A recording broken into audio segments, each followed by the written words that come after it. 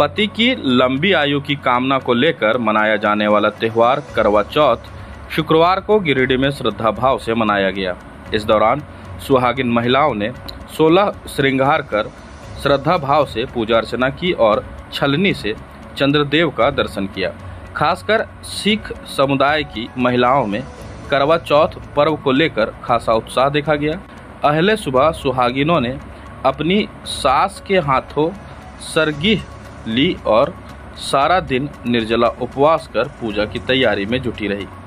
वहीं शाम को शहर के कई स्थानों पर सुहागिन महिलाएं जमा हुई और समूह बनाकर पूजा अर्चना करते हुए अपने पति की लंबी आयु की कामना की। सुहागिन महिलाएं 16 श्रृंगार कर पर्व के पारंपरिक लोकगीत गाकर करवा चौथ की पूजा अर्चना की। देर शाम चांद निकलते ही अपने पति के हाथों जल ग्रहण कर और छलनी में पति का चेहरा देखकर व्रत का पारण किया।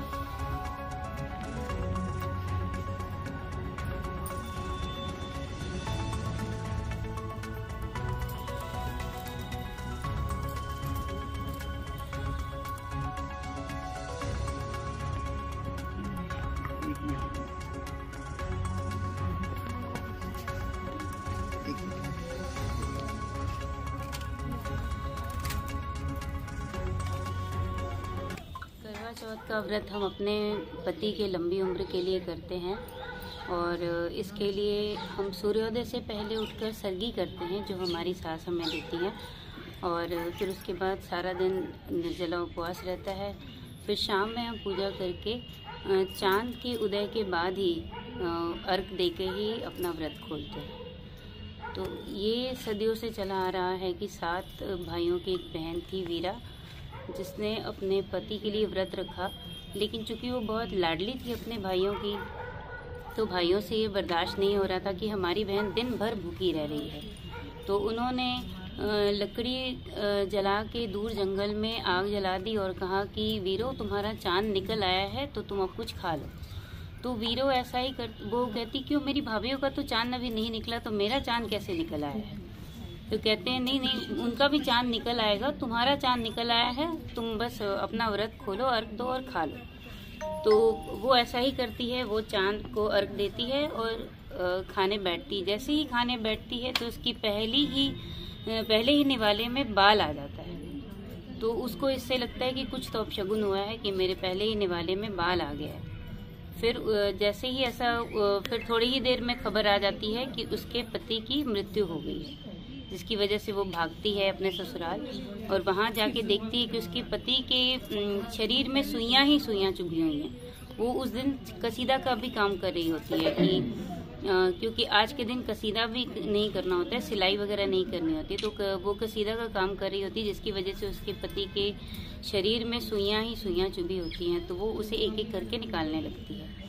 तो इन सुइयों को निकालते निकालते पूरा 1 वर्ष बीत जाता है और फिर 1 साल के बाद करवा चौथ का व्रत आता है और वो करवा चौथ का व्रत रखती है।